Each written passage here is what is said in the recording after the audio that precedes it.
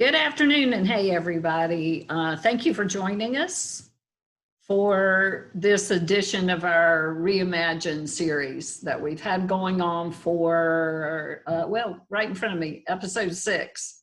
We're excited about the content that we've had for the first 5 episodes. We've had some great guest speakers. We've had our team talk about how to reopen, how to re-engage your teams, how to begin marketing.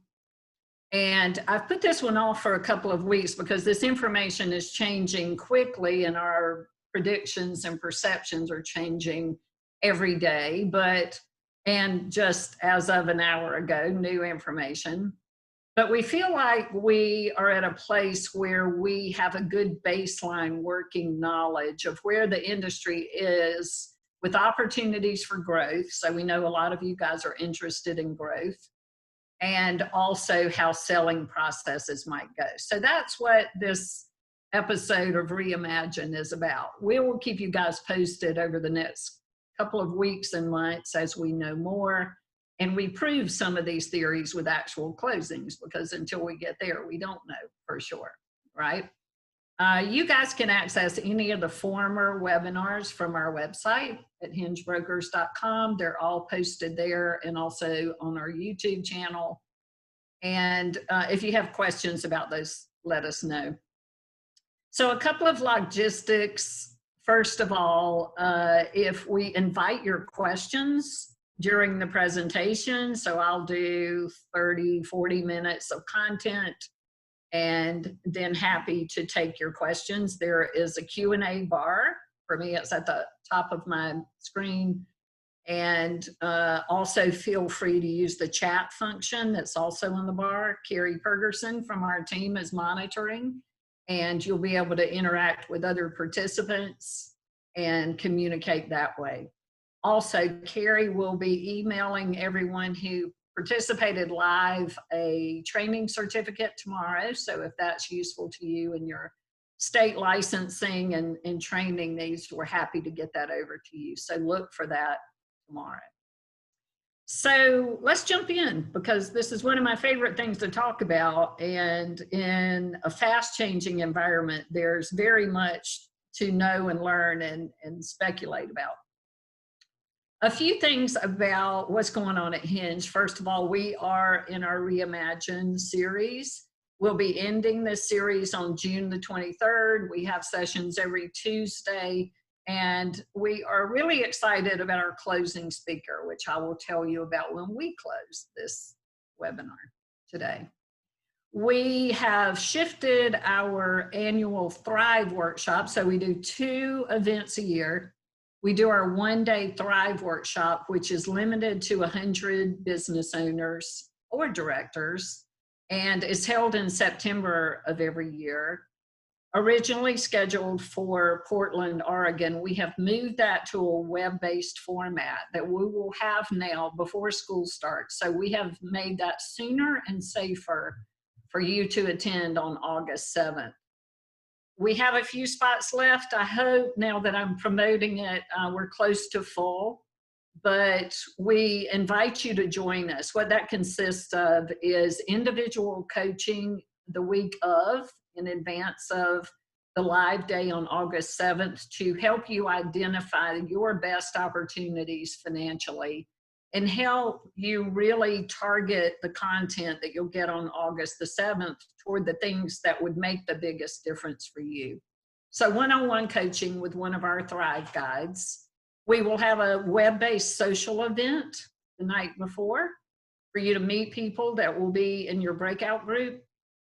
We will send you a custom package in advance with some goodies and our workbook and some fun things for you to have throughout the event.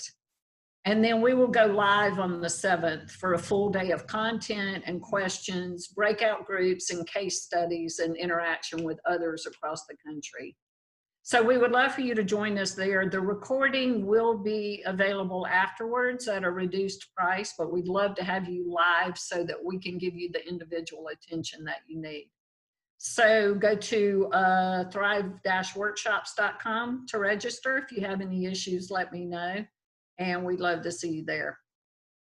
I like to mention every webinar that we were very pleased to partner with Childcare Information Exchange magazine to produce a video recovery series called From Surviving to Thriving. And I believe it's the 4th week. There's a video released every Wednesday. They're 20 to 30 minutes long. They have speakers and content contributors from all walks of our industry and across the world, actually. So we invite you to get plugged into that and take a look at those videos. I think you'll find some really interesting ideas for your own company as you listen to what others are doing. And so what we're here to talk about today is, where are we currently with transactions, and what do we think will happen in the future? I'll approach this both from a buyer standpoint and from a seller standpoint. And then what's my best guess for where we will be in the future? And I like to say that I'm basing my predictions and best guesses, and I know those are words that sound way loosey-goosey if you're actually wanting to close a transaction. But I'm basing those on 34 years of history in transaction, both from a buyer standpoint and from a seller standpoint. And having been through cycles in the past and seeing how those behave, we know some things to expect when we are in a growing economic environment, we're in a stable economic environment, and we're in a volatile economic environment. This one's different. It does look different. It's behaving differently. It has the ability to not last as long as typical recessions. But we've gotten better and better at using history as a basis for our predictions, coupling that with information from people who are doing transactions in the marketplace, and also how we feel about what the future looks like. So let me start with where we think transactions are today as we sit here 10, 11 weeks into this crisis that has halted us all in the way that we do business, whether we closed or not. We drastically all shifted the way that we do business. And that includes my team as well as your team. We have to look at the world completely differently. We have to reinvent who we are and how we do business. And I would encourage you guys, the reason we did a Reimagine series instead of a crisis series is I want you guys to focus on the opportunity that an environment like this is. I know that you're being hit with the crisis everywhere. So am I. There are people in trouble. There are people who are sick.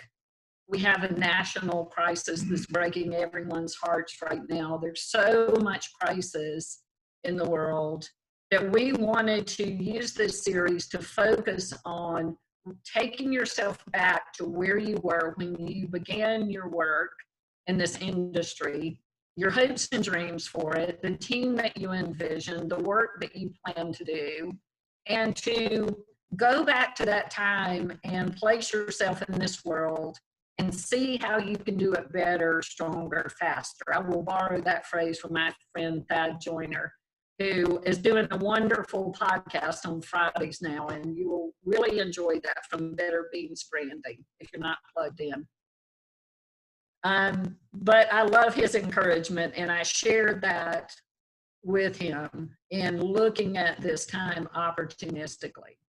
So for the Hinge team, where we were when the world screeched about 11 weeks ago was that we had 11 transactions that were in the closing process. So they were under contract and scheduled to close. Did I say 11? 8. Maybe I'm wishful thinking here. I'm not sure what I said now, actually, but the number is 8. So we had 8. Of those 8, we didn't know what would happen. We didn't know if we were talking about years. We didn't know if we were talking about buyers saying, forget it. Everything was a question mark, just like for you, everything was a question mark. Can I stay open? Will parents come back? Will my teachers be okay? And we all began to navigate on a week by week, day by day, hour by hour basis, and what we figured out. Where we are today is, of those 8, 0 have canceled. So no one has said to us, we do not intend to close this transaction. There will be some changes, and I'm going to go through what we hear and what we expect those to be. Of the 8, today, 6 of those are moving again.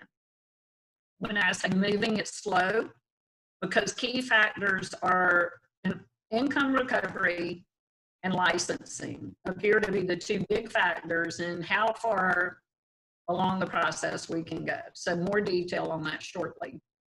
We have 2 transactions that, like I said, have not said we don't want to move anymore, but are definitely more hesitant to enter the next phases. And the real key marker is, are they continuing to spend money on the process?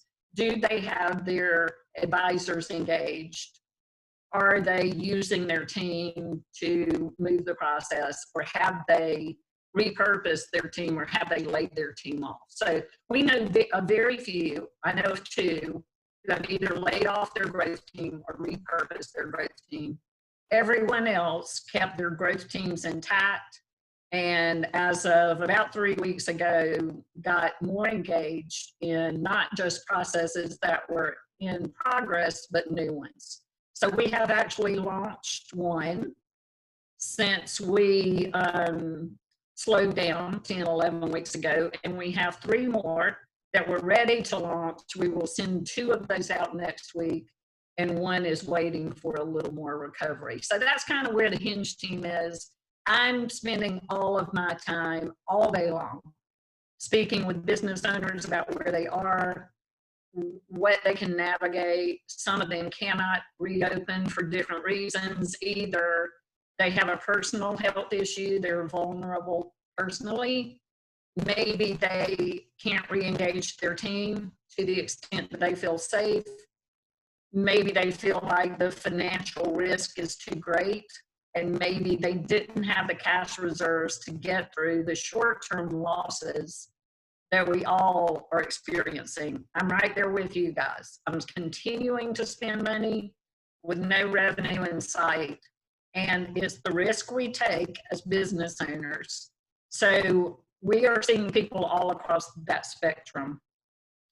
The current state of transactions, in a summary here on the slide, is there was an initial stall of processes. It made sense. First of all, no one had the bandwidth to think about processes when they were trying to figure out what to do in their schools. And that was a big priority, and obviously took precedence over anything else. The majority of our buyers, and our buyer base is typically larger companies, so I will speak to it from there. There are also individuals reaching out to us who want to grow.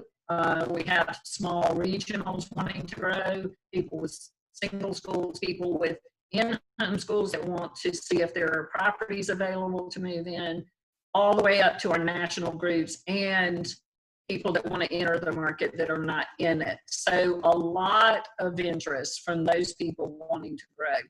So the majority of the national buyers are keeping deals that are under contract warm, we say. The majority of those are entering new processes that we're launching. And we've seen a new aggression among private equity groups who want to enter the market. So there has been a history. If I fly up 10,000 feet, I'd like to take you back to the last major cycle, which was about 10 years ago, when we had almost a 2-year recessionary event. And we had people not pursue processes. We had, because of the financial crisis, we ended up with a heavier diligence process, which continues today, and that's okay. We've learned how to navigate that.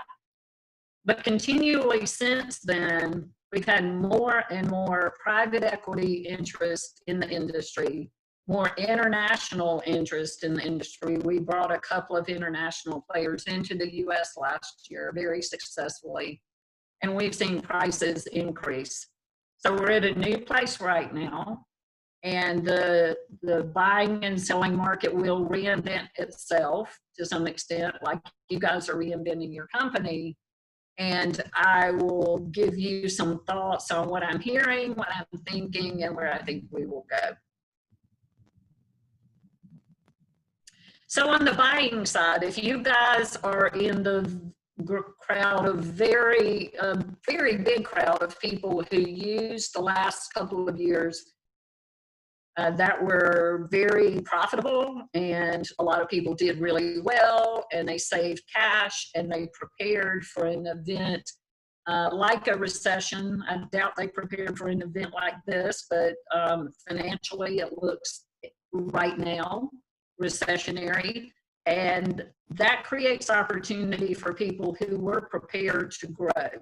So they have the bandwidth, they have the cash, they see this as a time that they can, no one wants people to do poorly, but the truth is that some people weren't prepared for some reason.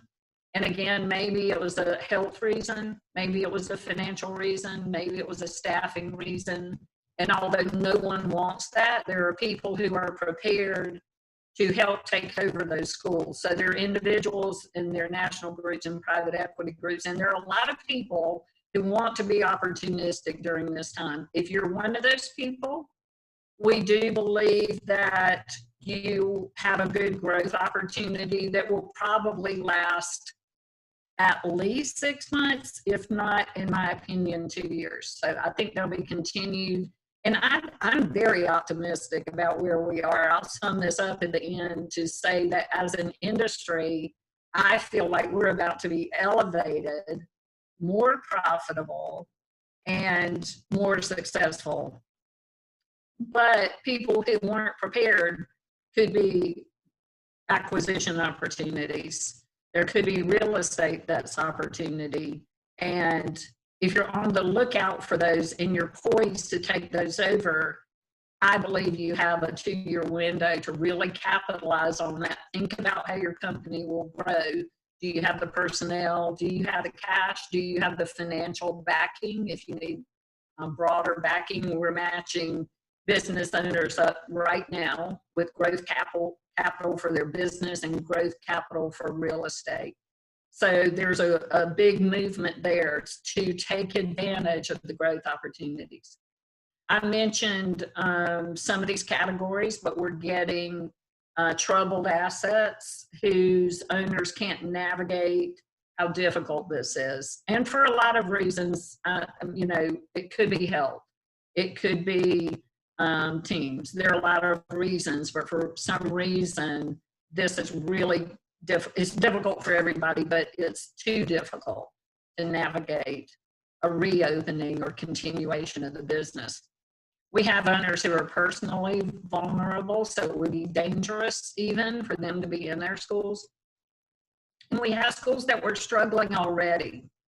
It was a very robust time in our economy, so I'm concerned for schools that were struggling before this happened, because it's really difficult to gain the enrollment back and to continue to rebound. So I think some of those will become troubled assets, and the ability for growth for people who are looking for growth. We also have a huge base of providers who are rebounding really quickly. So we're thinking in terms of the rebound right now. So we're measuring people's performance against, initially we thought against where they were in February. Today we're thinking about where they were at the same period last year, and that's due to the volatility in some company of the summers. So we'll be tracking both. We will be paying much more attention to rebounding FTEs and revenue where we sit today as compared to same period last year, and also as compared to end of February, which seems to be a good baseline for where people were before there was an issue. So we're launching high quality assets right now. You guys will know more about that in the coming weeks. We hear very positive things. We have people asking us for them. We are getting positive response and being creative with the way we run processes. So let's dive a little more into that. So I have to start this with just saying again that in a changing environment, how the process will look and how values will look are less predictable than usual. I'm having this conversation regularly, and I can say to people, here's how I feel and here's what I hear. But until we have the history of actual closings over the next couple of months, and we will have some next month, and you guys will hear us shout it, because I want you to know, and I want the optimism that I feel to be shared, that the world is still progressive, and we are still making progress, and you are still attractive as a business. So you'll hear us yell it, but obviously until closings happen, a lot of this is based on either history or information that I get and my team gets regularly. So I have to throw that out. I have strong feelings about where we are, and I'll share them, but I have to say that, of course.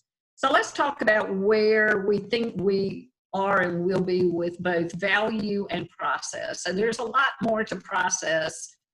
What I will say about value, and if you guys are interested in content related to how value is calculated, both for businesses and real estate, there are webinars on our website specific to each of those, very detailed formulas about how the world calculates business value and how the world calculates real estate value. It's very specific. It's not overly complicated.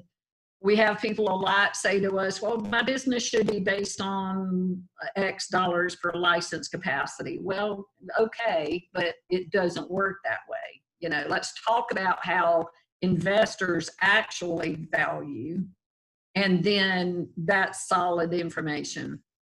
So I don't have that in the scope of this, but let me just say that you heard me say that for the past 10 years, pricing for businesses, real estate, so let me talk real estate first. So real estate became more valuable and then leveled off. We saw an incremental increase in more valuable for 7 years, maybe 8, and then for 2 or 3 it leveled off and became very predictable. So what people were paying for real estate assets in our industry became predictable and didn't go crazy or fall.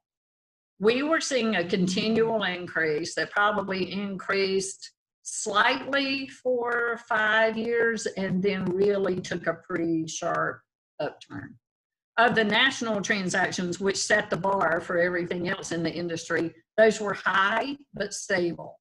And 3 of those have closed in the last 2, maybe 3 years, pretty much on par, which gives me comfort. It says to me that the industry became predictable and we could rely on that top line to price everything that fell under it. That sets the bar for the rest of the industry. I will say that the buyers, the serial buyers of the world, obviously expect a hope that we're about to experience a pricing reset. So a pricing decrease. I don't think they expect that they're buying things for fire sales if they're performing companies. I'm sure they hope that there are troubled assets out there and they can pick those up, as you might as well. But I sort of compare this to my daughter and her husband are house shopping right now, and they began this in February with an expectation that the housing market was pretty high. And they've hit a little pause just to wait. Maybe it'll decrease a bit, maybe it won't, maybe it'll stay the same. We don't really know. But buyers, of course, hope that that's the expectation. What I say to sellers, if they have a performing asset, is you can test the market. You know, you can say no easily. If you get offers that aren't in your range, then you take a step back. Nobody's ever forcing you to do anything.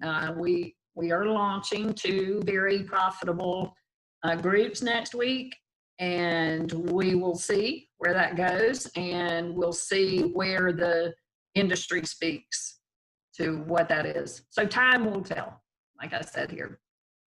We are helping people look at assets that aren't performing or may not be open, and generally those are just based on the underlying assets.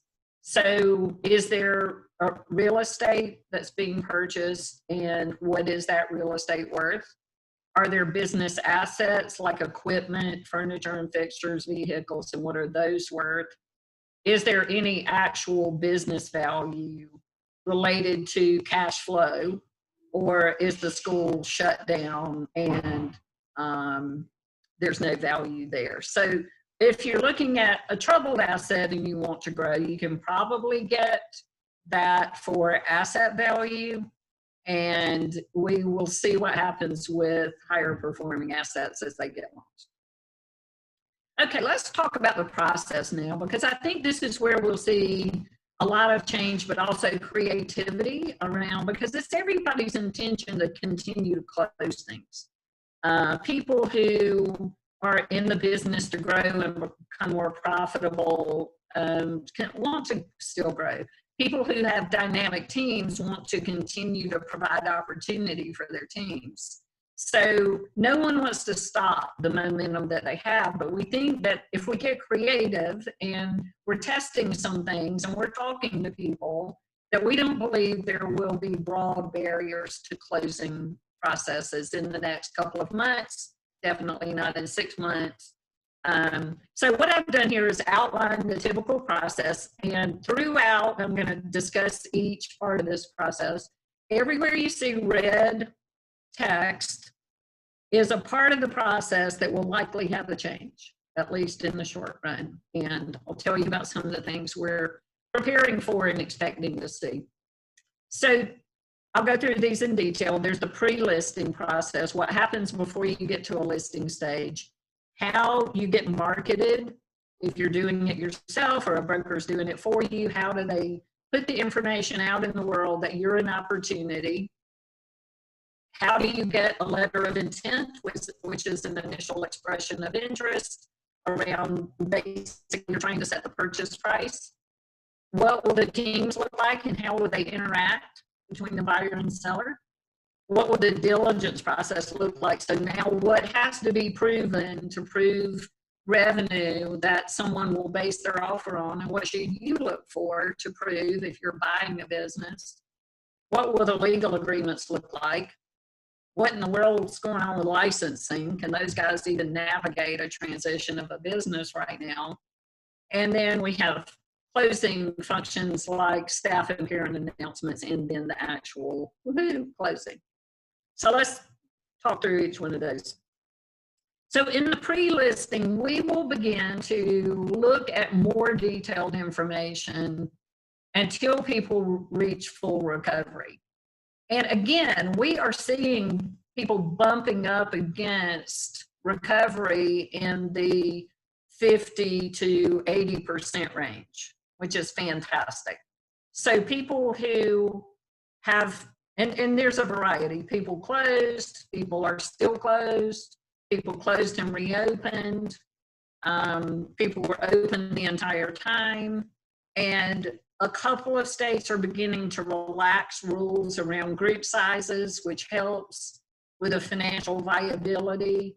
And those are going pretty well.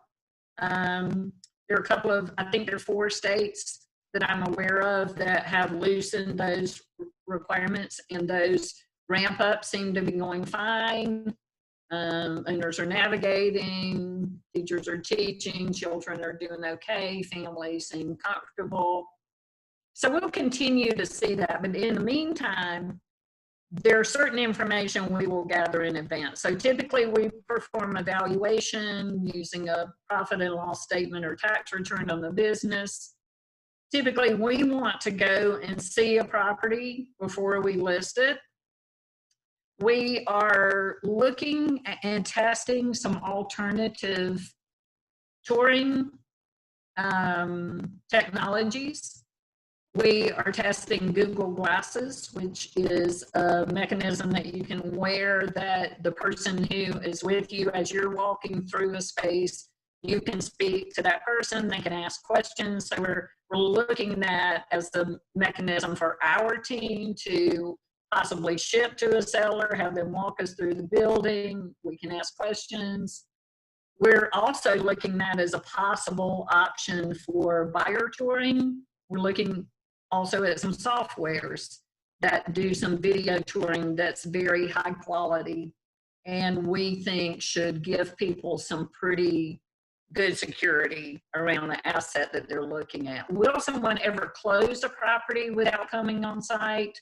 It would surprise me, but also I don't think that we are going to have the difficulty or concern as great around travel 10, 12 weeks from now when new things that are getting launched need to be toured. So I'm thinking that we have a short-term on-site opportunity to figure out how to do things faster and better. It may be that we adopt some of these procedures overall if they work well, and maybe it's a pre-process to an actual tour forever. So we're looking at this like you guys are, as where are the opportunities to do business better, faster, smarter, and how can we support our clients better with new technologies and new ways of doing things. So touring is a big question right now.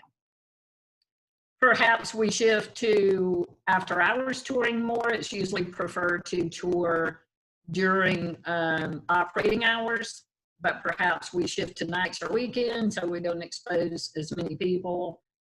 So we're looking at a lot of things like that.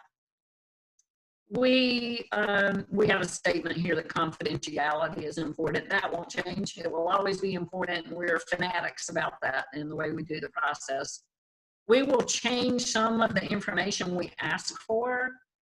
Initially, we will want to see, like you guys heard me say, and we'll say this 2 or 3 times, at this time, we're tracking weekly for processes that we have ongoing and ones that we're launching, FTEs and income.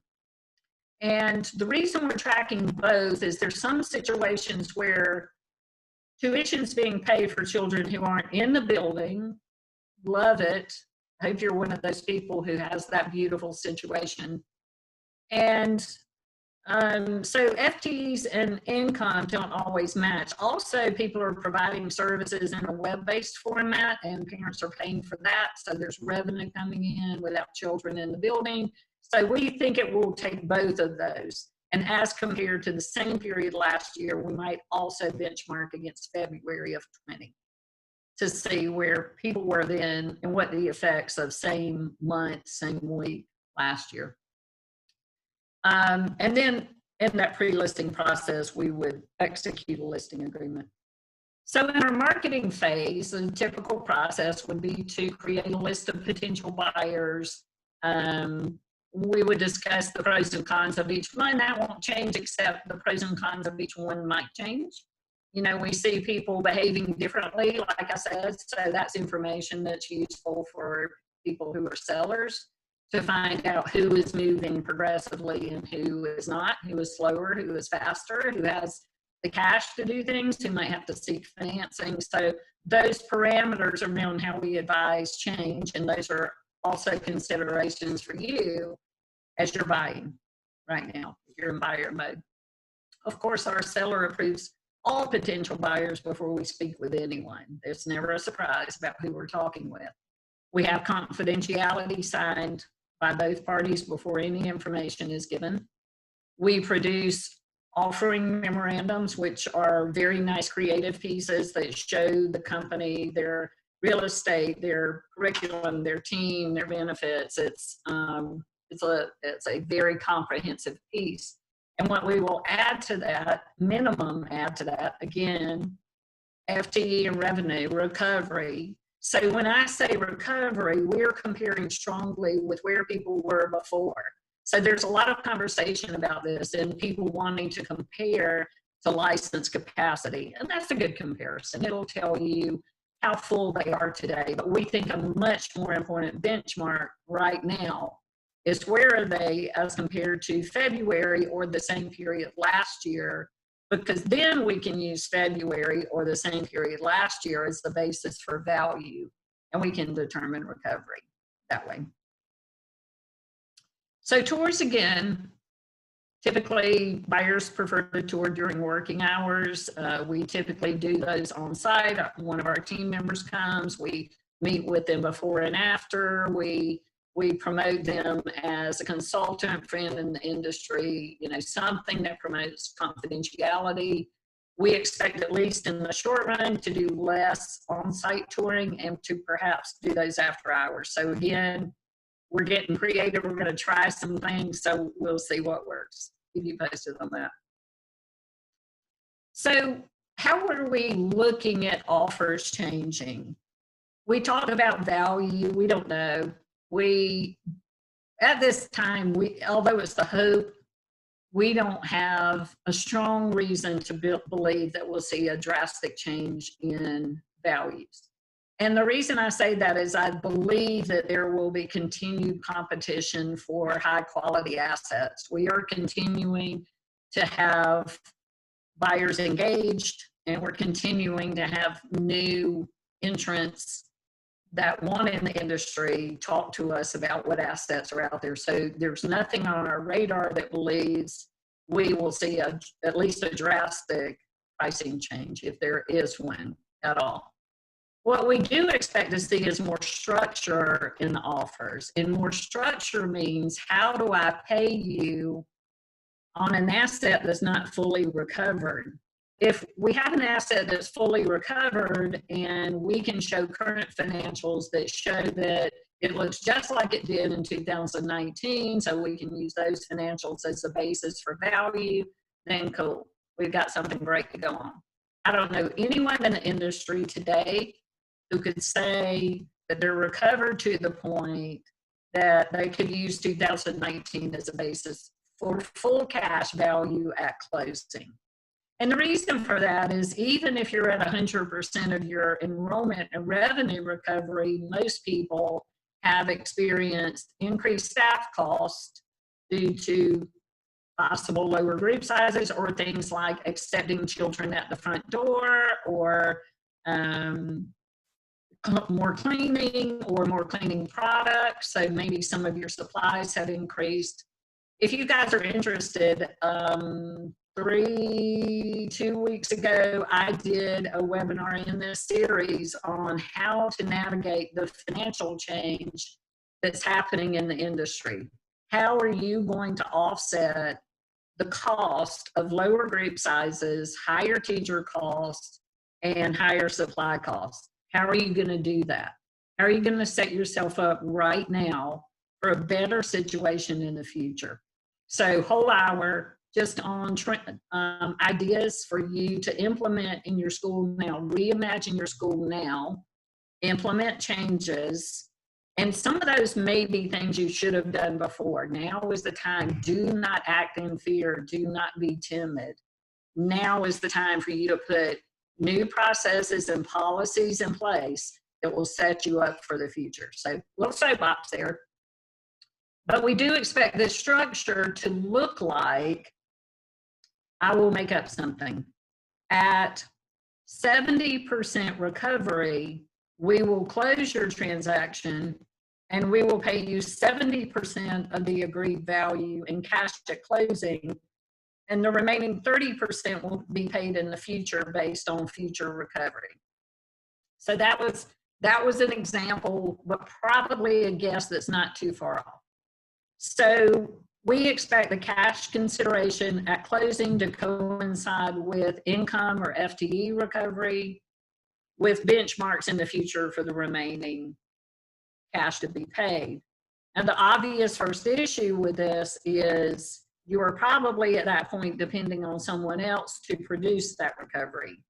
So I put a lot of decision making on how I feel about that successor company. How do I feel about my team who will still be there and who will be producing this income? So those are all things to talk about.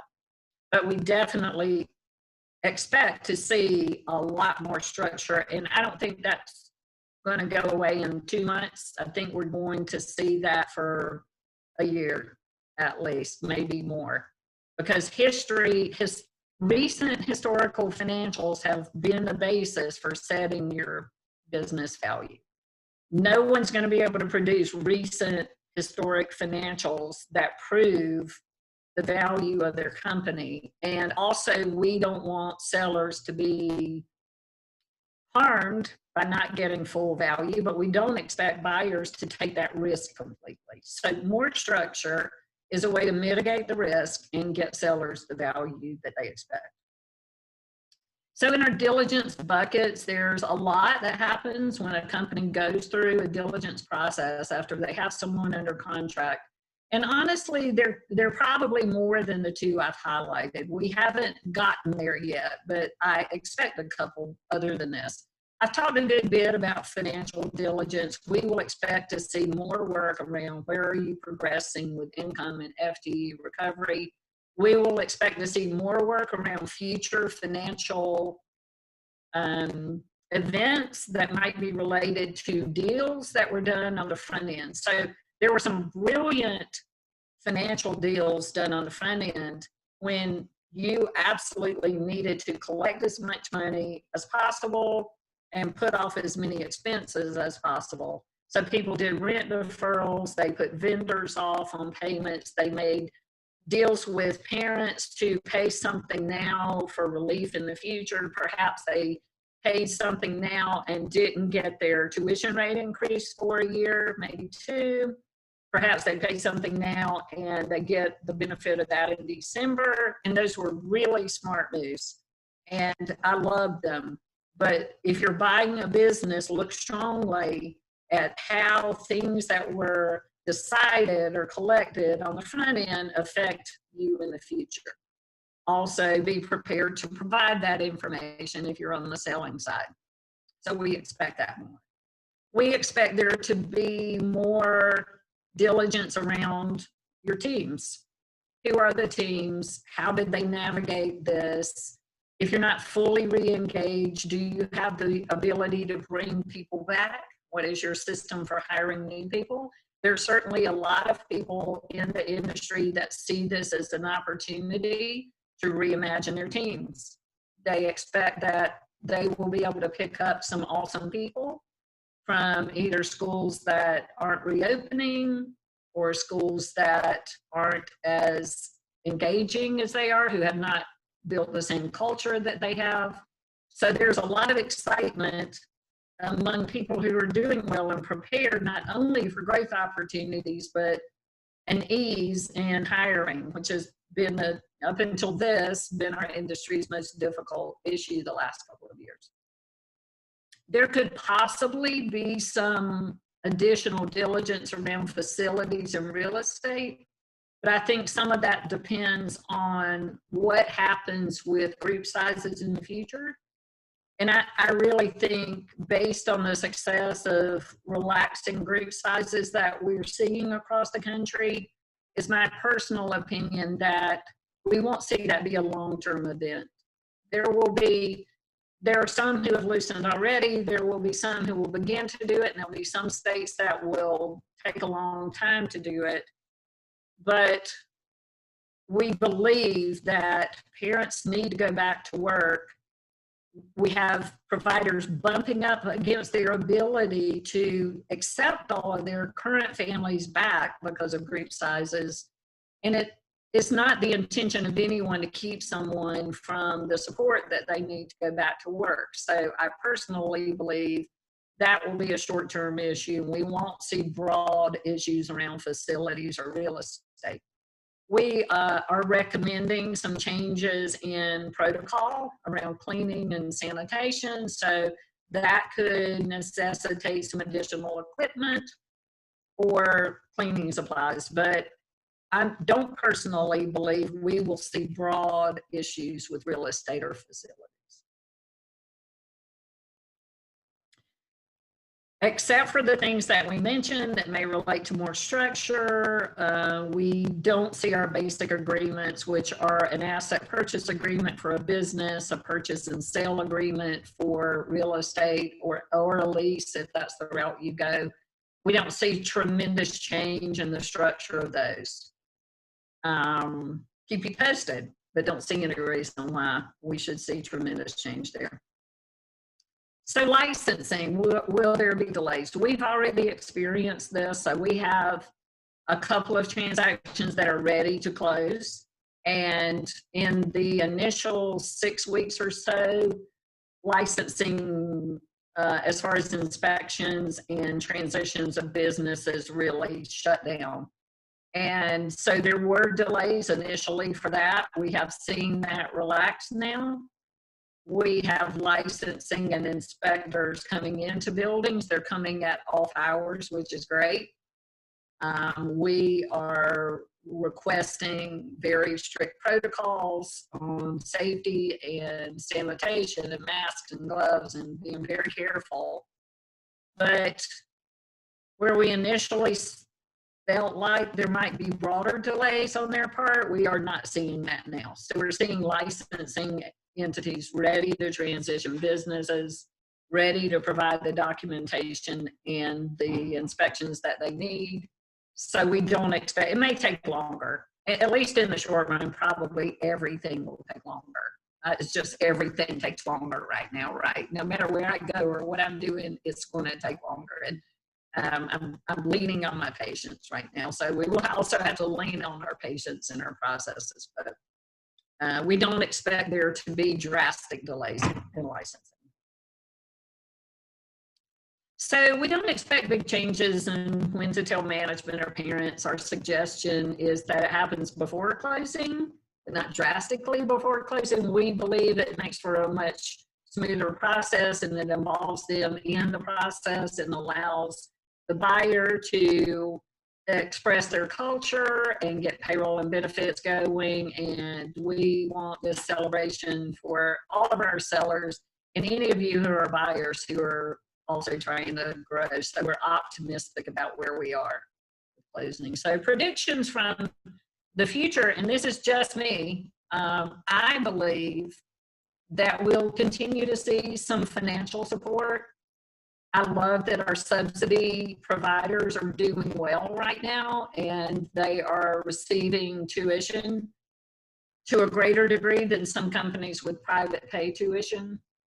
We think there'll be continued help, and there are some big advocates out there. If you guys are not aware of ECEC, who is working on your behalf, and really, I don't know if you follow the media around the words, Google the words daycare and childcare every day and see the very positive media around the industry and the need for support. It's just fantastic at a level I thought I would never see in our industry. Which takes me to the second bullet, which is I believe that our industry will continue and will be escalated quickly as highly valued in the market, as necessary, as professional, as safe, as just what you guys have always been, but not gotten the recognition for. There has been, I saw one insightful headline about COVID cases in childcare, and if you read the article, there were no actual cases. And that seems like the majority of the historical content from the media around our industry. You know, there was an abuse allegation, there was a, anything negative gets reported loudly. But the wealth of positive information right now around the industry just warms my heart right up. I believe that we are about to be put at an even more respectful place in the market, and that makes me excited for us all. We think there will be, I mentioned, more continued roll-up opportunities for you to acquire or you to move into dark buildings. I say be creative because I'm hearing things like, oh my gosh, the really nice child care center across the street from me is not ever going to reopen, they've told parents. Well, go to them. And, you know, the next comment is, I don't want to seem like a vulture. Well, you're not seeming like a vulture if you go to them and say, I understand that this is happening. I'm so sorry. I would like to be a part of helping you transition your parents and your team if I can. Can I give you a little consideration? Will, you know, can we transition some people over? What do you need? You have equipment? What can I do to help you be a little stronger as you exit this industry? Perhaps you want to take the school over and you want to salvage some business there. So there will be opportunities you will hear about that. Be very creative about how you approach those. And no landlord wants to be having an empty building. So there will be opportunities there. No parent wants to not have a place to go. No teacher wants to not have a job. So there will be opportunities for you to grow. I believe that values will remain strong. And for the two reasons that I just said, I think that the industry will continue to be highly regarded. And just from what I'm hearing from buyers and seeing from buyers and new people wanting in the industry just in the last couple of weeks, I don't have any reason to think that we're about to tank as an industry. I personally believe I'm hearing people gaining new enrollments constantly from schools that either are not reopening or are not open now, or who just, it's a natural time for a change for people. They haven't been in a school. This is the time for you to really invest in your marketing and to be sure people know who you are and what you're doing. This is the time for you to be doing that. And I believe you can grow faster right now than you have in the past. I think most schools will be back at really solid recovery in September and fully recovered, if not over recovered, in January. Just my opinion. We'll talk about that later. Okay, so let's see if we have some questions here. I see that Carrie's been monitoring our chat and probably our questions. She's great. Really good question here. Thanks, Bob. Well, some of the REITs, so a REIT, of course, is a real estate investment trust, and some of the people who help make growth possible by purchasing real estate so that an operator can move into a new business. So we will typically, if a person does not choose to own both the business and the real estate, we can pair them with a real estate, a REIT, or an individual investor who will buy the real estate and lease it back to them, and they can buy the business. But the comment is, with some of the REITs pulling out of the childcare industry, are you guys consulting differently on whether sellers should still include real estate in the deal or hold on to it with a lease option until future buyers? Okay, lots of information there. Thank you, Bob. I'm not sure we have REITs pulling out of the industry unless you know something I don't know, so we might need to talk. We work with mainly with 2 of the 7 REITs that have some childcare holdings. There was one that backed off drastically because one company that they held went bankrupt 2 years ago, but that was completely unrelated to this. Here's what we're seeing, though. So I don't know that REITs will back off, but they are definitely pausing right now. We have some new resources for others who invest well in the industry that we're matching up right now. So we're not stopping on that. If our traditional real estate investors don't step back up, we have new ones. The second part of your question, I think, is more interesting, and that is, will people think about their real estate differently? And they already are. So what I mean by that is a lot of people in the past would sell their business, keep their real estate, and lease it to the successor company. More than not, the last couple of weeks, we have people who say, given the state of the world and rent concessions and where people are with asking for, you know, we don't know how well they'll perform in the future, and with asking for rent concessions, I don't like the risk associated with keeping that real estate. So I really like for the whole thing to be taken out with And we don't expect that to be, it might be a short-term stall. We don't expect it to be a broad issue, but we do think more people will choose to take the tax hit and not take the risk, when before people were happy to take the risk and not pay the taxes on their real estate. So I think we might see that shift. A really good question there. Go over here to our chat bar and see what you guys have been up to while I was talking.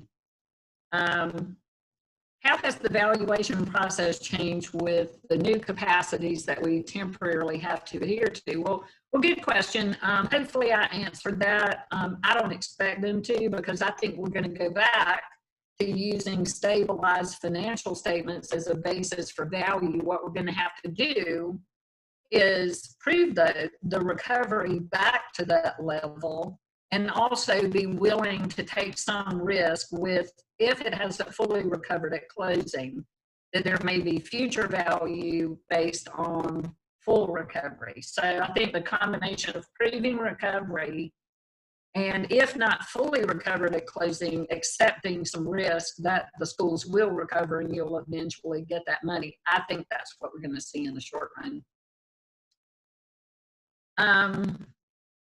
Sorry, so it looks like we have a connection issue, so sorry about that if you guys were having audio problems. Someone is in the buy market and has funding that's not currently engaged. Well, awesome. Does anyone want to meet her? So we would be happy to, there are others. Like I said, we were coaching people and training on recession proofing as late as February at our shift conference. I did a session on recession proofing and had no idea what we were about to go into. And it was, our main point was around keeping cash resources available, and not just to get through a short-term recessionary event, but to be able to take advantage of the opportunities that would bring. So, we're happy you're like other people, and like I said, there are people out in the industry wanting to grow, so thank you for saying that. So someone's asking for that joiners podcast link. I think you can go to Better Beans Branding, but Carrie's on here, so Carrie will answer that. Sorry for the static again. Okay, so I forgot this part, but if you know Thad, you'll appreciate this. It's called What Thad Thinks. And in parentheses, not Neil. So Neil and Thad work together, and you will enjoy their interaction with each other. If you're purchasing a property, do you yourself in the letter of intent, or do you have your lawyer do it? We're considering an amortization with a balloon payment. I'm sure we will use the lawyer for that. We're wondering about the letter of intent. Oh, okay. So does an attorney have to develop the letter of intent, or can you do it? So definitely in your definitive agreements, no doubt, get an attorney to draw up an asset purchase agreement, purchase and sale agreement, or a lease, with your help, of course. For a letter of intent, I have mixed feelings about that. I think there's certain things that need to go into it, but a letter of intent is non-binding, and the main thing you want to cover is that you're in agreement about the purchase price.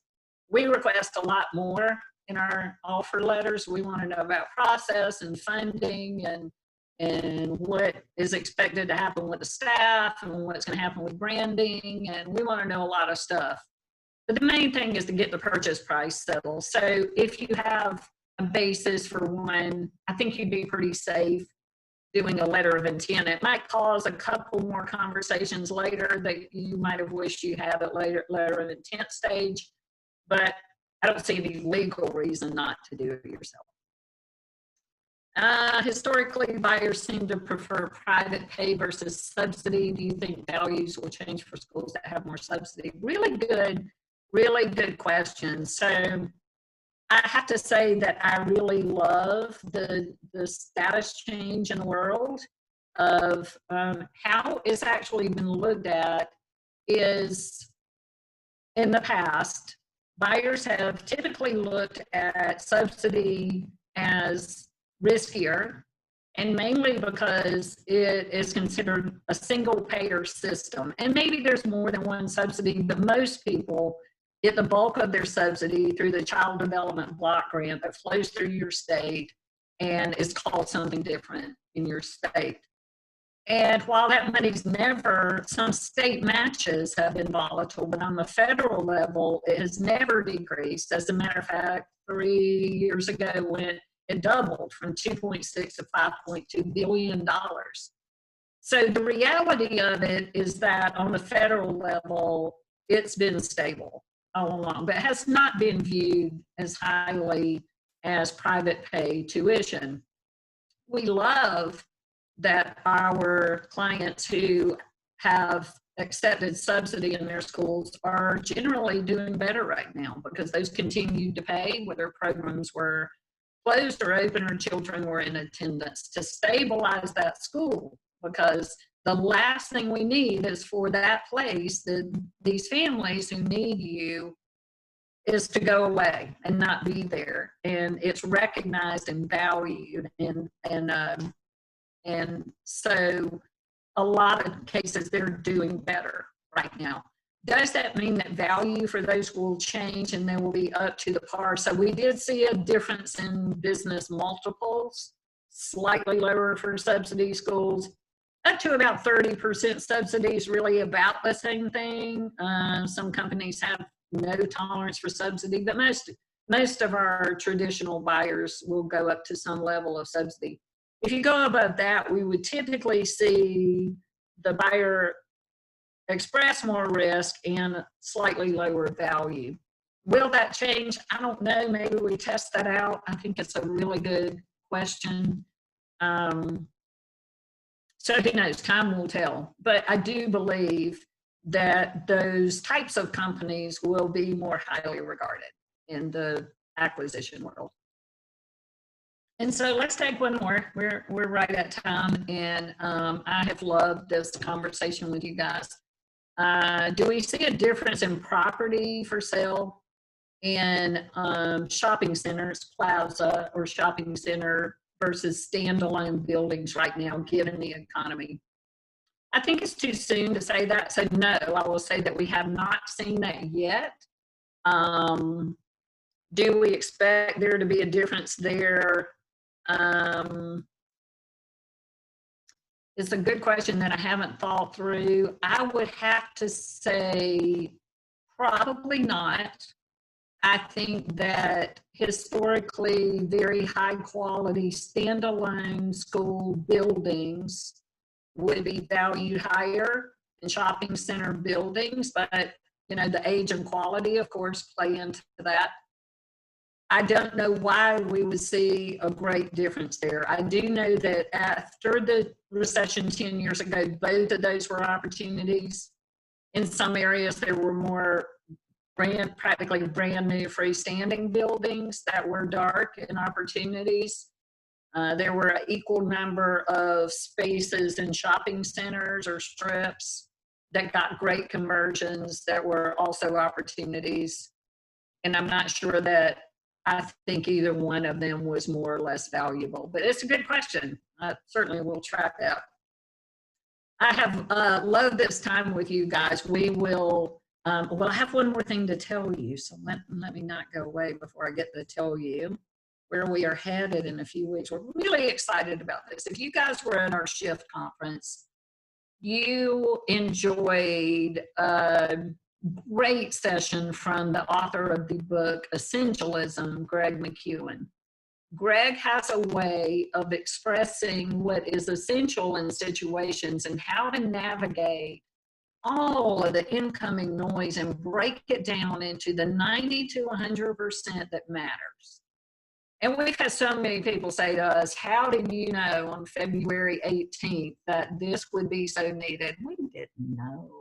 We'd like to take credit for that, but we just really like his work.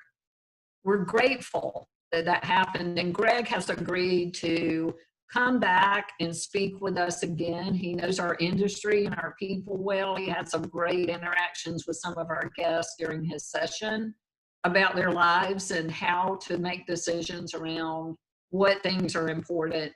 and what things need to be let go and how to do that. So on our closing session, June 23rd at 1 o'clock, we'll have an interview with Greg. We'll have him speak to you guys and answer your questions. Be thinking about that, and we're just really excited about that. So thank you once again. We appreciate your participation in our Reimagine series, and we look forward to bringing you guys more opportunity content, more progressive and positive content. We're all pulling for you every day in your business. We're all respectful of what you're going through, and we want to be right there with you and walk right beside you as you're navigating this and figure it out together and put all of us in a new place in the world. So be well and take care, friends, until we speak again.